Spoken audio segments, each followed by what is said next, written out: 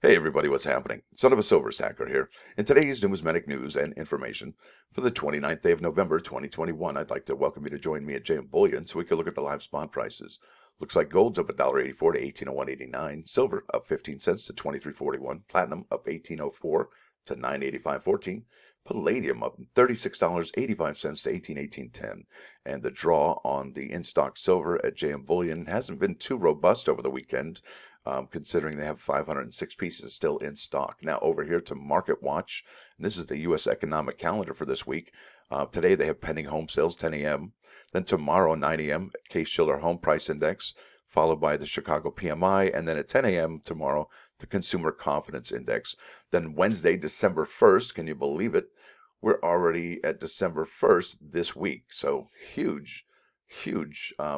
Just that we've already gone through this year so rapidly. I mean, I'm still trying to deal with 2019 for crying out loud. Now, 8:15 Wednesday morning, we're going to have the ADP unemployment or employment report.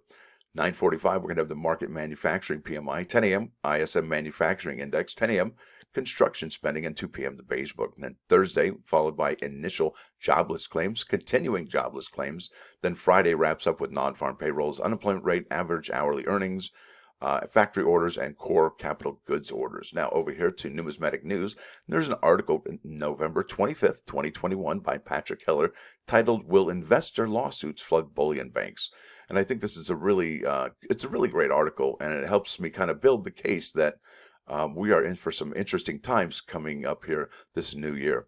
Over the past several years, there have been several government charges of price manipulation filed against banks that trade precious metals on behalf of their customers. Most of these lawsuits have been settled before trial, which means out of court, with banks paying fines to the U.S. and other governments. A few cases have been brought to trial with some convictions obtained.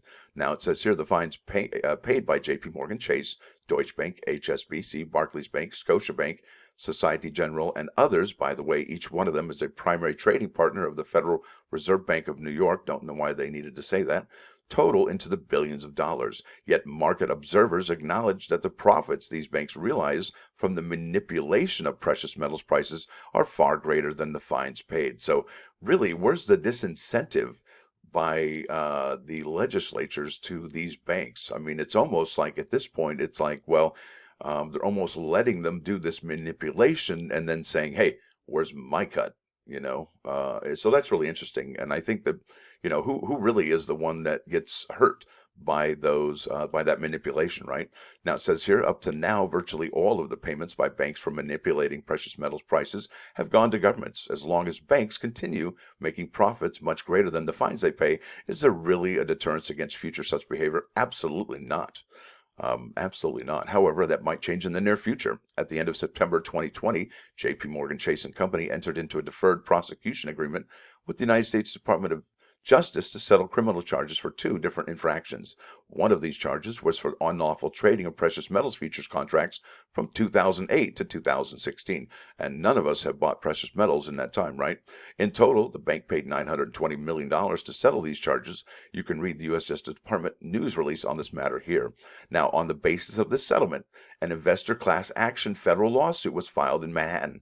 It sought damages from the bank for losses sustained by victimized investors as a result of the intentional manipulation of precious metals futures and options. This case sought $915 million in damages. Now, on Friday last week, J.P. Morgan Chase agreed to pay the plaintiff $60 million to settle this case. As I write this, the settlement agreement has not yet been approved by the judge, but it should be it's just a formality, right? Oh boy. So this is really interesting. So with the mounting number of convictions and case settlements over the manipulation of precious metals, I have been waiting for the victims harmed as a result of such banks' actions to seek recovery of their losses. The potential size of the losses sustained by investors and, equally important, by mining companies and their shareholders could dwarf the fines that have been paid to governments. The first investor settlement just might be the opening salvo of what could turn into a flood of lawsuits against banks that have traded precious metals for customers, where the customers sustain either losses or lower profits because of the illegal actions by the banks. Now, if such lawsuits do proliferate, that would almost certainly lead to significant curtailment of precious metals price suppression or manipulation actions by these banks. And now, in the absence of such tactics in the future, we would see a rapid increase in future precious metal prices. Stay tuned for developments. Really interesting. So that is looking interesting for people who hold precious metals or trade it, right? Now over here to investing.com, and this is gold and silver to skyrocket, and this is dated November 11 by Andrew Lane. And I'm just going to go to some just really quick points on this, and we'll head over to the next thing. Now, it says, I'll just read the first couple paragraphs maybe. The news headlines and price action would imply that traders across the globe have finally accepted that inflation is running hot despite the best efforts by Powell to deceive. It isn't transitory. It says here, there is a confluence of fundamentals favoring gold and silver at present. If the transitory narrative is in rearview mirror stuff, that means that gold and silver could be at the start of an absolute higher tear. How high? Well, this camp never makes price predictions because it is virtually irrelevant in such a manipulated market. There we go again with that manipulation. Ouch, right? So this is one last paragraph here.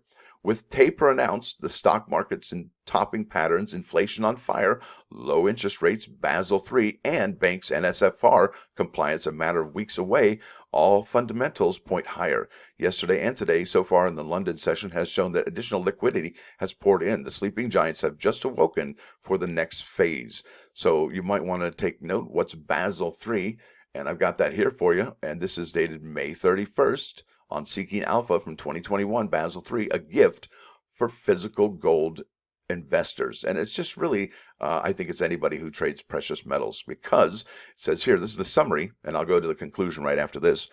The Basel III agreement will come into force June 28, 2021 for European banks and January 1st, 2022 for British banks. And what does that mean? Well, we know that the British, they're the ones who control, or at least trade, most of the precious metals commodities. I think the conclusion is way past. I went to go here. My bad. Here we are back to the right spot. Conclusion says the Basel III agreement will have major impact on the European markets and also the UK banks. The net stable funding ratio requirement will make it difficult for banks and other institutions to keep unallocated gold. So one of the likely solutions will be to allocate gold. So unallocated gold is paper, allocated gold is physical. Now, the very fact gold will become a risk-free asset is highly bullish, and it will make the central banks and other investors raise their gold reserves, as this is highly advantageous for investors holding physical gold. As you can see, each one of these articles is really saying that, hey, gold is going to be, well, I mean, the writing's on the wall, isn't it? I mean, we can think for ourselves and see what we see, right? Now, it says this is January 1st for British banks.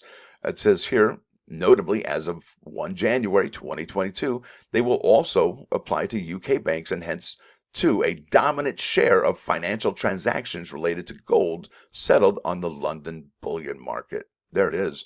So that's the dominant share of financial transactions, and they're done on the London bullion market. And that's really what it's all about, folks, right there. We are in some really interesting times coming up here in just about a month and a week or so. And we may see some of that behavior change within, just a couple weeks or even just a week, because they have to get ready for it. They got to implement these changes now if they haven't already. And, well, you saw the price changes on Friday. It was quite the ride. So there it is. I want to do my plus one, and I got a really cool thing I want to share for you today. And this is Facing Future. And this is Israel, I can't even say his name, Kama Kawiwu Ole. I hope I did that all right.